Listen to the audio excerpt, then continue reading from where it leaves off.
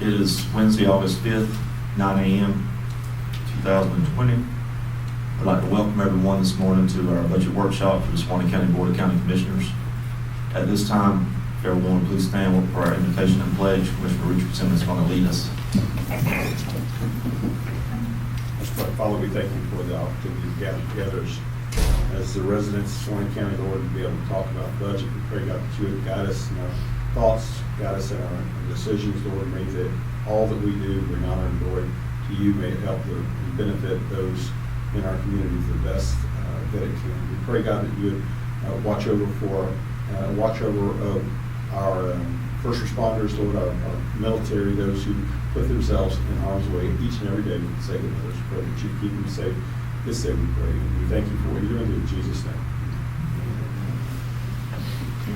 Pledge allegiance to the flag of the United States of America and to the republic for which it stands, one nation, under God, indivisible, with liberty and justice for all.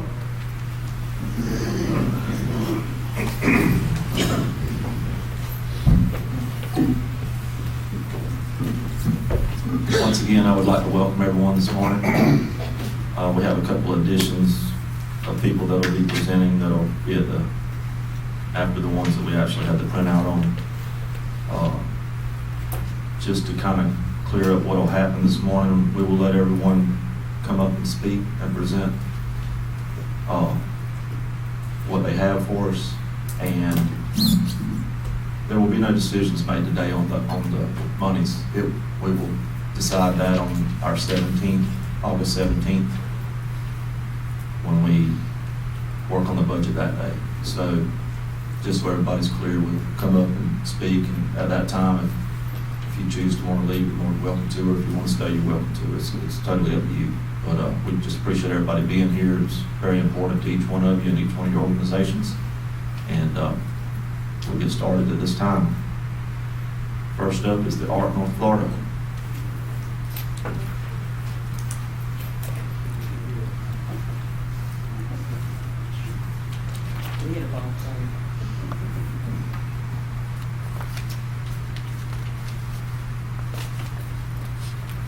Good morning and welcome. Good morning. I'm Beverly Standard with the ARC North Florida, and board member Michael Campbell joined me today. Every single year you all are there for us, and we appreciate that very much. And it's been especially hard, as it is with everybody, I'm sure, with the pandemic. We have several folks, such as Michael, who can't receive services because they're quarantined or, those types of services. So I'm here today to ask that, if you can continue providing what you have provided, I absolutely wouldn't ask for anything more. We're so gracious for what you currently do. Michael has a comment from his Dynavox he would like to share with all of you.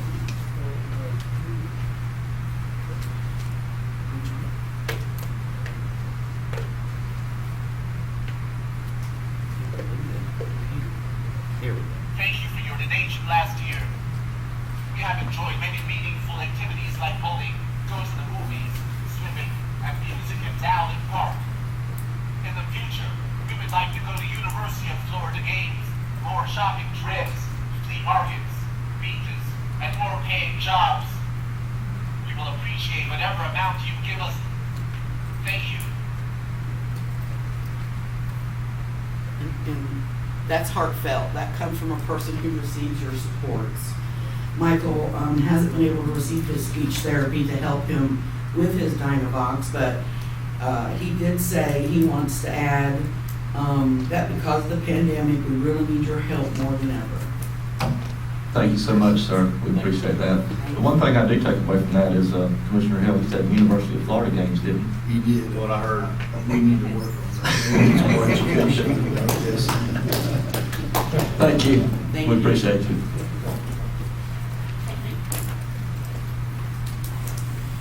While we're on the art, does anyone know who the championship team was from the art lawnmower race last year? The last. Too good? County Commission? Okay, thought so. Right. Yeah. Correct, sir. That'll be in October, so y'all gotta come to it again. At this time, next on our list this morning is disabled American veterans. Welcome, sir. Thank you, sir. Good morning to all of you. Rick Shooting. I am the commander of Disabled American Veterans, Chapter 126, Suwannee Memorial. First, we would like to thank you for what you were able to give us last year. I'd like to inform you of what we did with the money. There are several hundred veterans who are very, very appreciative that they had Thanksgiving dinner, Christmas dinner, and a little goodie bag of personal hygiene products. We try to reach out and help every veteran that's out there that needs help. We would be so appreciative if you could consider us again for the same appropriation. It will be used appropriately as it was before. Thank you. Yes, sir. Thank you so much. Thank you, sir.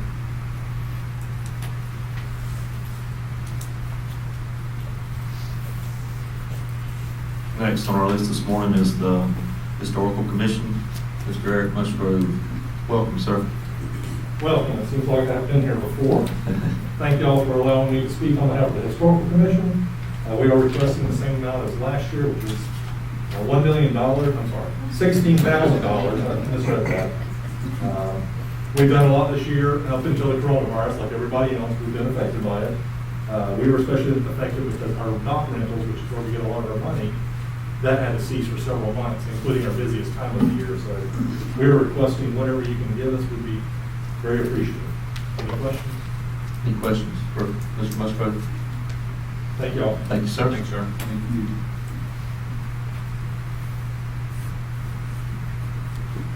Next up is Suwannee Valley Four Cs.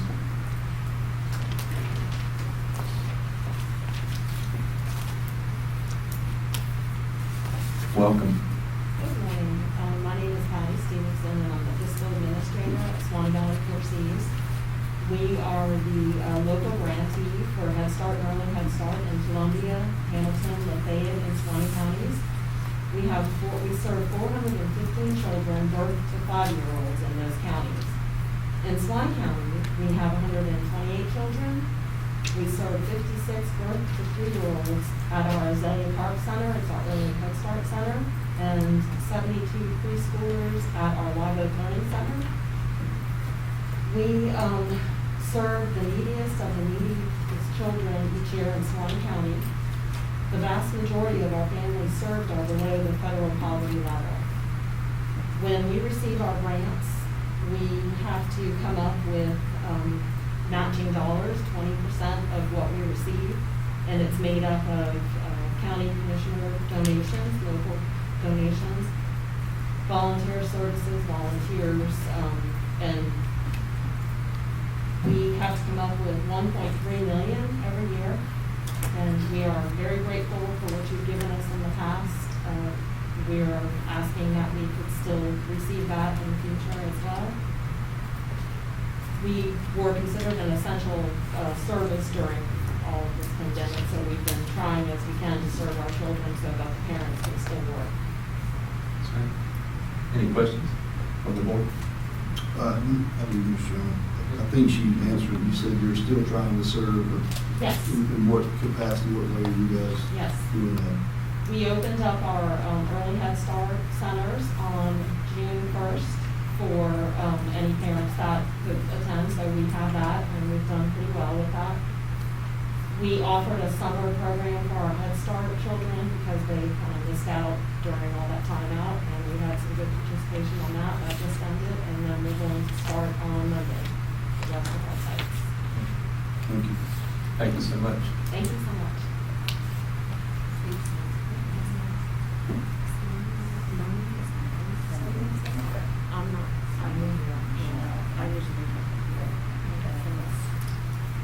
At this time, Suwannee Valley Genealogical Society. I have a feeling that's going to be Miss Hancock. Welcome. Thank you. I'm Jenny Hancock, President of the Genealogical Society. First, I'd like to thank y'all for your help the past few years. We've had a difficult year, as most have. But we're having difficulty making ends meet this year. We had to close our doors completely for quite a while. And now we have open one day a week on Thursdays. But we also are unable to have any of our monthly meetings because of safety. But people are a little hesitant coming in to research their family histories at this time. I mean, it's not an essential thing, but we do take a lot of phone calls and do still help. But anyway, our membership has suffered greatly this year. Even our lack of funds, our bills continue at the regular rate. We appreciate anything that we do. Yes, ma'am. Any questions for Ms. Hancock? Comments? Thank you so much. Ms. Hancock, you did say y'all are only open on Thursdays? Only on Thursdays from 9 to 3. Thank you. Next on our list this morning is the visions. Welcome. Good morning. A little bit. Yes. Thank you for the opportunity to come this morning and speak with you. Will you state your name, please? Ms. Brooke. Okay. My name is Kathy White. I'm the Executive Director for Vivid Visions. We serve the victims of domestic violence in our community in Suwannee County. This year, of course, has been challenging for everyone, but it's been especially difficult for victims of domestic violence. The stay-at-home order has required them to stay in the home. So they've had to endure the physical, mental, emotional abuse. And then along with that, I mean, we've got the children by filling the home too. They've been forced to be there. And so they have listened to it, they've witnessed it, they've even tried to intervene immediately to stop the violence, which caused problems for the children. So right now, our shelter's open. Of course, we have been through everything. Our outreach office has been open. We help with injunctions through the courthouse. They call us, I think they have us in speed dial now. But we do that. We've also, of course, been providing services to victims of domestic violence for over 25 years in Suwannee County. So this was going to be a celebration year for us. However, things changed a little bit. The grants that we receive are federal grants, and they do require matching funds. They require 25% match. The funds that we get from the county, we use those as matching funds. We have requested $248,000 from VOCA this year. However, that was reduced. They are going to get funding from last year, which was $234,000. Our match requirement for that would be $62,000 just for the one grant. Our other grant from which used to be the Florida Coalition Against Domestic Violence, is now turned into the Department of Children and Families. We had the director, the CEO of FCAD this past year that had done some things that were not up and up. So they are severing ties with the Department of Children and Families, and the Department of Children and Families is now overseeing all the centers, 42 centers in Florida. Any questions? Do I have any questions? Ms. Cat? Appreciate what you do. Thank you so much. Thank you. Yes, ma'am.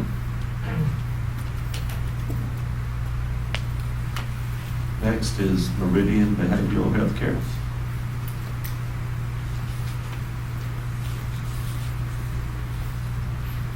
Welcome, sir. Good morning. Thank you. My name is Alan Cullen. I'm Senior Vice President of Clinical and Community Services at Meridian Behavioral Healthcare. Meridian was established in 1971 as the North Central Florida's Community Behavioral Health Center. We address a broad range of individual and community needs concerning mental health and substance use disorders for adults and children. We accomplish this by providing outreach and prevention services, intervention and education, outpatient counseling, residential substance use services and detoxification, acute inpatient care for people experiencing crisis with mental health issues, long-term care, and we also have specialty programs that serve the child welfare of children to keep families intact and also provide therapy to children who have suffered abuse. We also have services to address people that are involved with the criminal justice system that have mental health issues.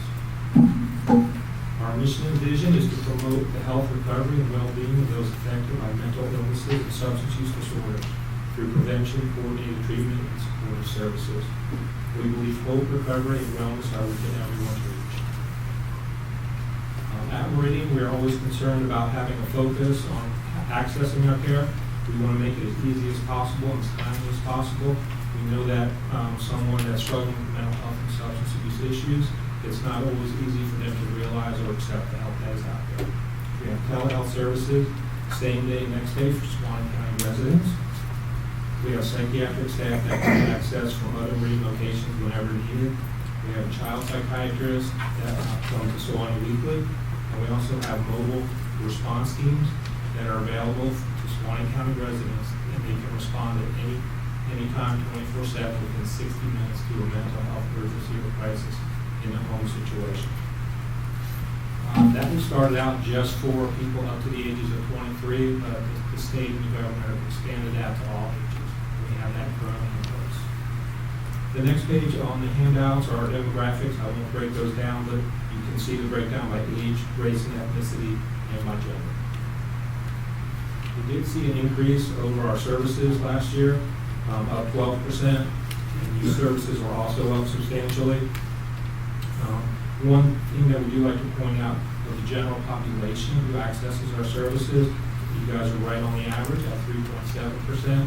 Those at or below poverty level, it's a higher percentage, and you guys are also at the average there, coming in right around almost 17%. So in total, we did serve 1,798 residents in Suwannee County. And if you when you have time when you're coming back, you can see the breakdown of those services.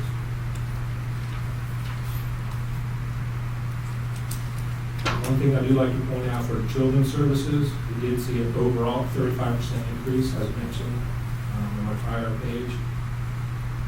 4,690 of those services were provided in the school or in the home. So we work very closely with the school system. We're working closely with them to make sure we're there to access the children. We do have a newer program called CAP Team, Children's Community Action Team, where we have a team that is all home-based. We go out to support the family, hopefully prevent any child welfare involvement or children being removed and having to go to a mental health facility.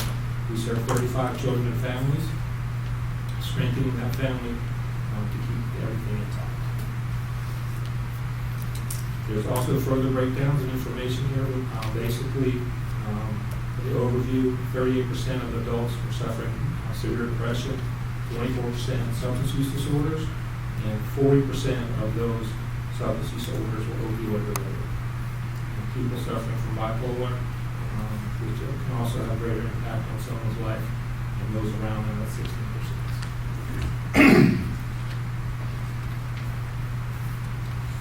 Children, we see also a high percentage of depression. Also right below that is behavior and attention deficit disorders, and also adjustment problems affecting approximately 23% of the population, and that's through witnessing domestic violence, being victims of abuse, having loss of a loved one, family member, or possibly parents being incarcerated.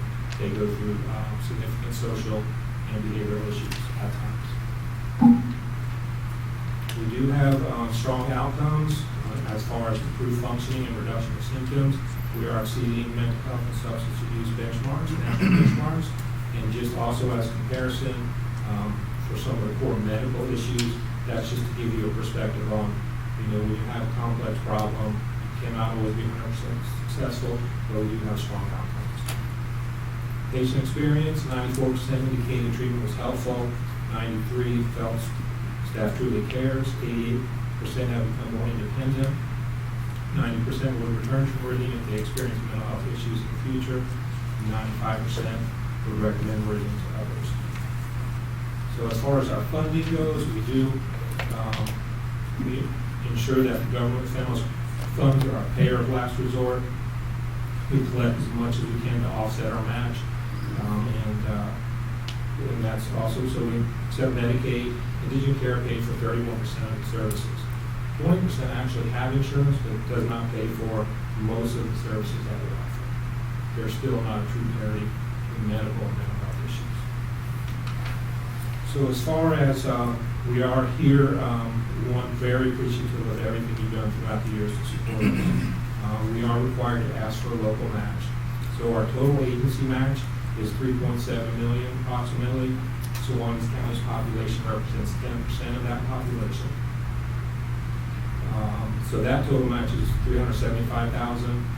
You guys were able to use the in-kind donated space of the health department, much appreciated, of $56,600, and also provided $60,000 in match funds. So again, highly appreciated.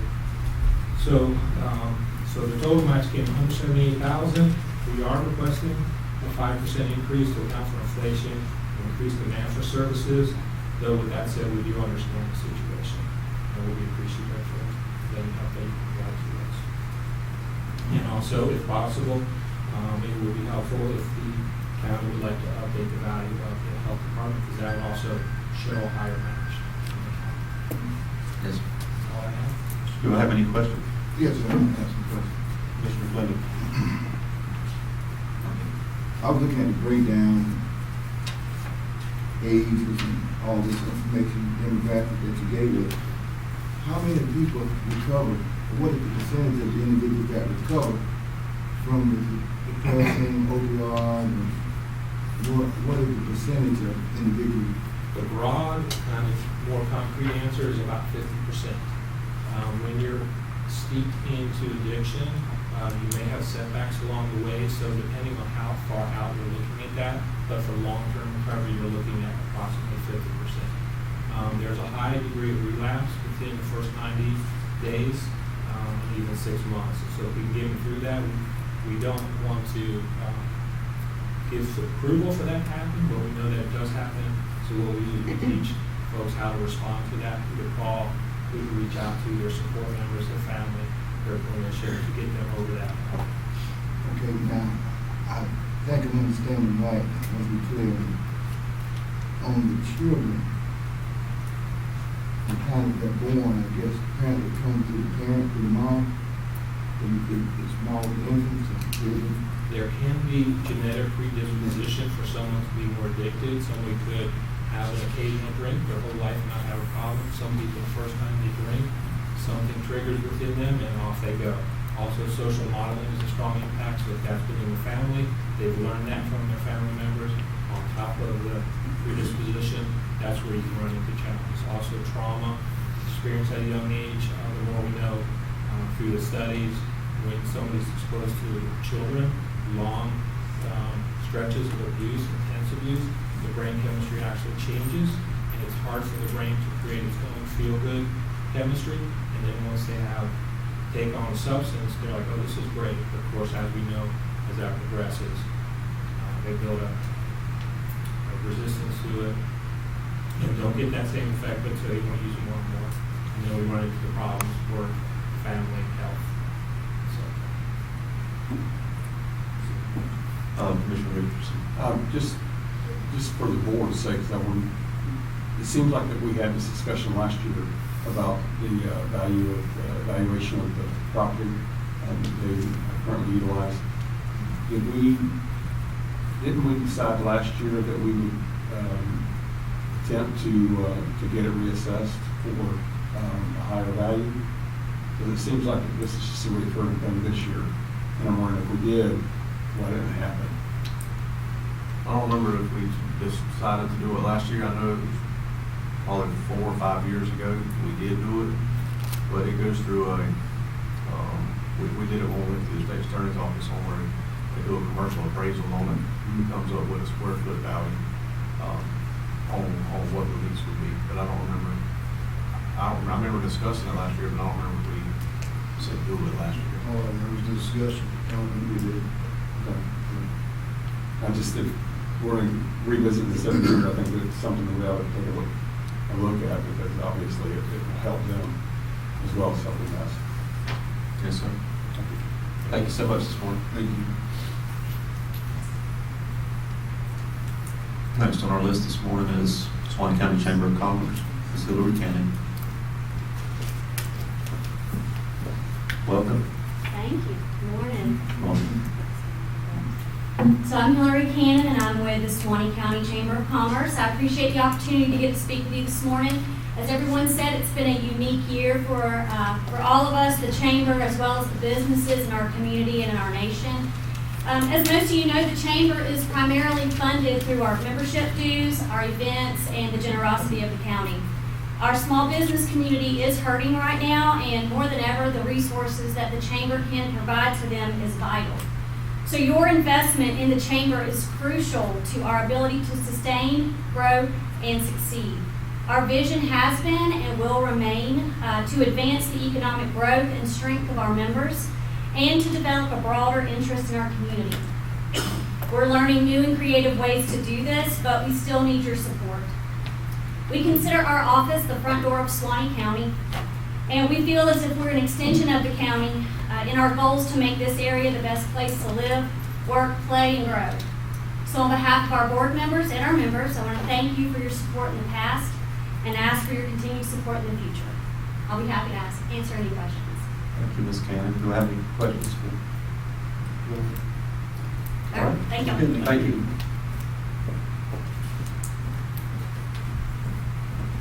At this time, I would like to welcome Hooked on Heroes, Mr. Ron Cato.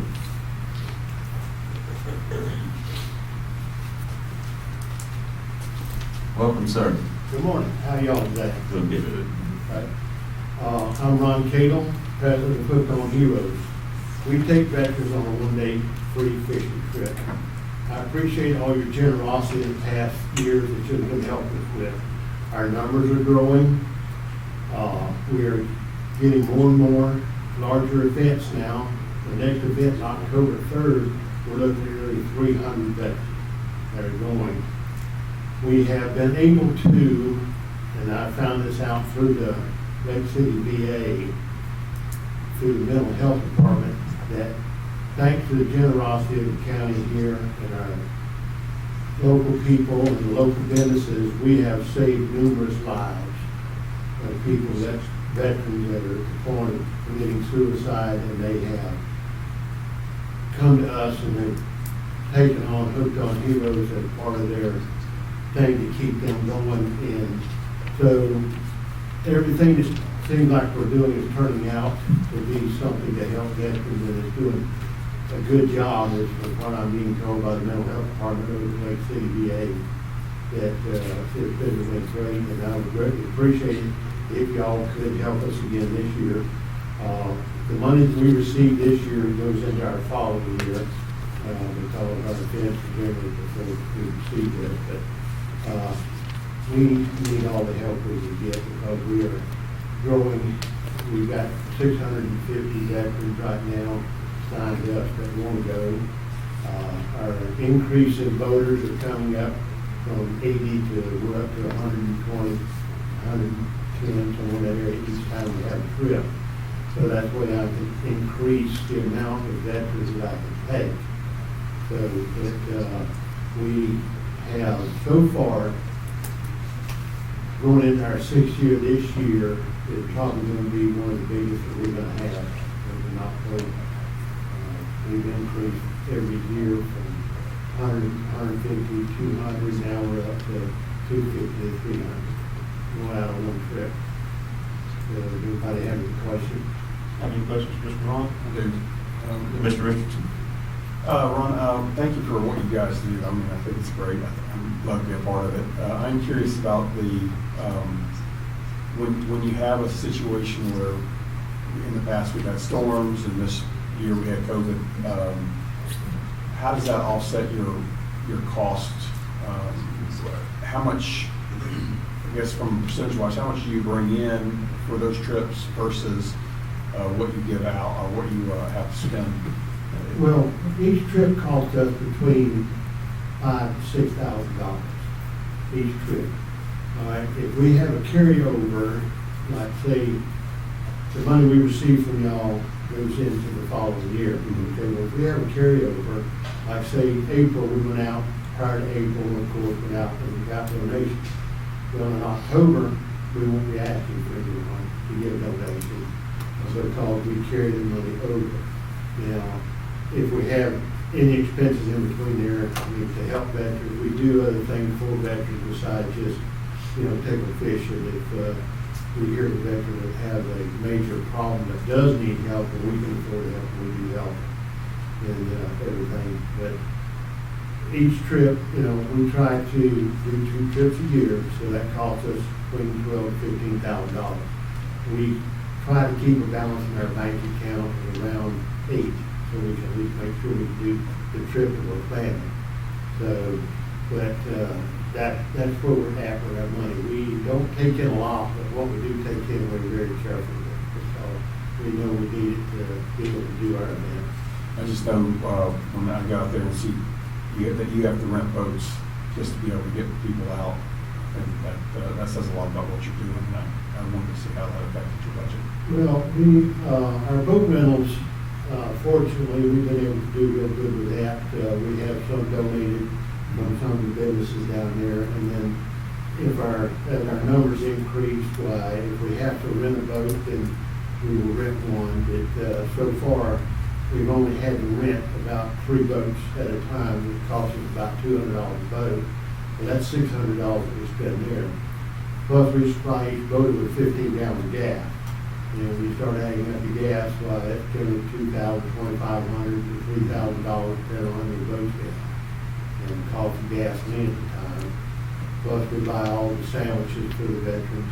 And of course, the coffee donuts that morning, and water and drinks most times get donated, which we really appreciate that from the local businesses and that type of thing. So everything that we have that we do is well accounted for. And like I say, as our numbers grow, our need grows.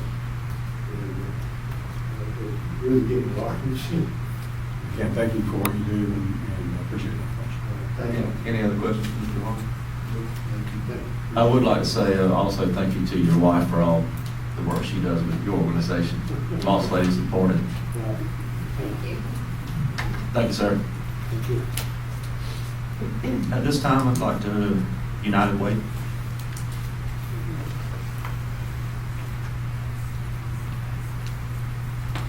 Welcome, ma'am. Good morning. I'm Jennifer Anchors with United Way of Suwannee Valley, and we are requesting funds for our 211 services.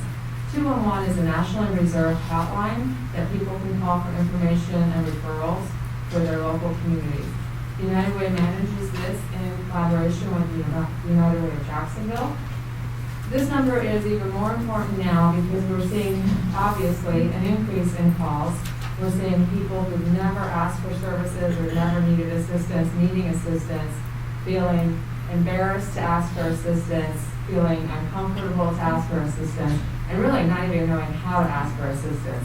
So we're really trying to market this phone number more than we ever have before so that people fully understand that there are services in their community that can help them through their financial crisis, through their mental health crisis, through their domestic violence crisis, whatever that crisis might be, and help link them to the appropriate service closest to their home. So we would respectfully request any funding to assist with that increase. Thank you so much. Do I have any questions? Mr. Richards? Mr. Chairman, thank you. Being on the these past, I don't think that we need more. In fact, I know we don't need more than that in a couple of years. But sexual assault response team talked about the your 211 service, and one of the things, that concerns that we had was the amount of hold time that was there, and then the number one, it was, I think the closest operator would answer would be Tallahassee. Is that correct? So the operators are actually housed in Jacksonville. However, over the years, and I've only been here for about a year and a half, we've really worked with Jacksonville to increase their services and call times. Plus, you can also now do it online. You can enter the 211 website to research yourself. But regardless of the fact that they're in Jacksonville, we supply them with local resources. So we, United Way of Suwannee Valley, we're constantly looking in our community to see what services are available to make sure we keep 211 updated. When you call, you basically give them your zip code and they're able to search for services closest to your zip code for you. I think the reason why we were looking into it was because of the specific problems that folks have in that area, that oftentimes asking a lot of information from them ends up costing the phone call. They just don't want to give that information. Sure. Because they're already thinking twice about being on the phone at all. So I'm just wondering if there's commitment from United Way to be able to continue commitment from United Way to be able to lower the response times, lower the shorten the hold times, and getting someone in each transfer to each community. If it's in Suwannee County, if it's in Columbia County, have someone where they can transfer directly to them so they can get that local information. Yes, absolutely. They can, and they know, and they do quite frequently, especially now with the financial impact, they refer them directly to our office phone number. If they need more questions, then they can answer on that particular call for any services that we have. Thank you. Do I have any other questions? Thank you you so for your much. time. Yes, ma'am. At this time, do I have anyone here from the Suwannee County Police Athletic League? Seeing we don't have a representative, I will read the request that we received. It says, "Dear Commissioners, we apologize for the late request. However, the Suwannee County Police Athletic League is requesting that we be added to the annual nonprofit financial support list, which is supported by the Board of County Commissioners. We are asking for $5,000 of direct annual financial support. We want to express that we profoundly value the support of the board for the utilization of the gym rent-free and other indirect support. However, PAL only receives minimal financial support from the city, sheriff's office, and the United Way. All other support comes from individual donors. PAL's primary mission objective is to provide the youth of Live Oak and across Suwannee County with a safe and enriching environment to develop their total potential as responsible citizens. The services PAL delivers is essential to the at-risk, underserved, and underprivileged youth across the community. We would love to expand our programs to reach more youth, but our resources will not permit us to do so. If PAL is to continue to have a more significant impact on the community, we will require additional financial support to help offset our operating costs of purchasing of sports equipment, transportation costs, insurance, yearly Florida PAL affiliation dues, tournament entry fees, summer camp programs, referee costs, trophies, and plaques, etc. Your favorable consideration of this annual $5,000 request from the board will materially enhance PAL's ability to carry out its mission to the youth of this community. Sincerely, Suwannee County Police Athletic League. I just wanted to read that so it's documented that they did have a request. At this time, do we have any other organizations that have not presented that wish to? Seeing none, I will move forward.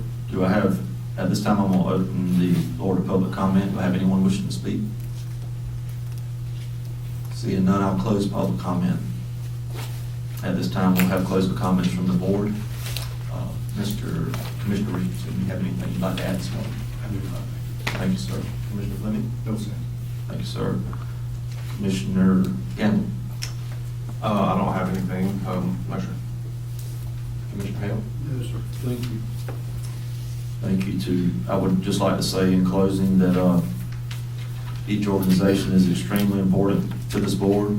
We will take your request under advisement and have further discussion on them. And I just thank everyone for being here this morning and being a part of this. At this time, I just need a motion to adjourn. So moved. Have a motion by Commissioner Richardson. Second. Second by Commissioner Hale. All in favor say aye. Aye. All opposed, same sign. Motion carries.